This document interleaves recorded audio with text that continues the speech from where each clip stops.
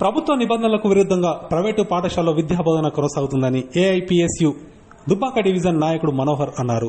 సిద్దిపేట జిల్లా మెరుదొడ్డి మండల కేంద్రంలోని బ్లూమింగ్ బర్డ్ ప్రైవేటు పాఠశాలను విద్యార్థి సంఘాల నాయకులు సందర్శించారు. పాఠశాల చుట్టూ ప్రహరీ గోడ లేకపోవడంతో పాటు ప్రభుత్వ నిబంధనలు పాటించడం లేదని విద్యార్థి సంఘాల నాయకులు ఆరోపించారు. పాఠశాలలోకి అనుమతి లేకుండా ఎలా వస్తారంటూ విద్యార్థి సంఘాల నాయకులతో పాఠశాల యాజమాన్యం వాగ్వాదానికి దిగారు. కొద్దిసేపు విద్యార్థి సంఘాల నాయకులతో పాటు పాఠశాల యాజమాన్యానికి తీవ్ర వాగ్వాదం చోటు చేసుకుంది. ఏదైనా ప్రమాదం జరిగితే కనీసం ఫైర్ వాహనాలు కూడా లోపలికి రాలేనటువంటి పరిస్థితి ఉందని ఆరోపించారు. నిబంధనలు పాటించని ఇలాంటి పాఠశాలలకు అధికారులు ఎలా అనుమతులు ఇచ్చారంటూ విద్యార్థి సంఘాల నాయకులు ప్రశ్నించారు.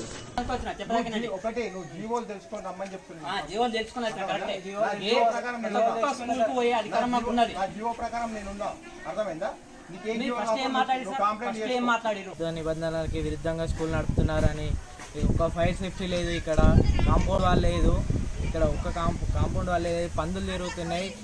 ఏదైనా ఫైర్ జరిగితే ఫైర్ ఇంజన్ రావడానికి రోడ్ కూడా కనీస రోడ్డు కూడా లేని దగ్గర ఎన్ఓసి వీళ్ళకి ఎట్లా పర్మిషన్ ఇచ్చిందో తెలియదు.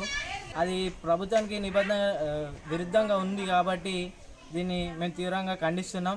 ఇట్లనే ఉంటే మాత్రం పెద్ద ఎత్తున ర్యాలీలు చేపడతామని, ధర్నాలు చేస్తామని హెచ్చరిస్తున్నాం.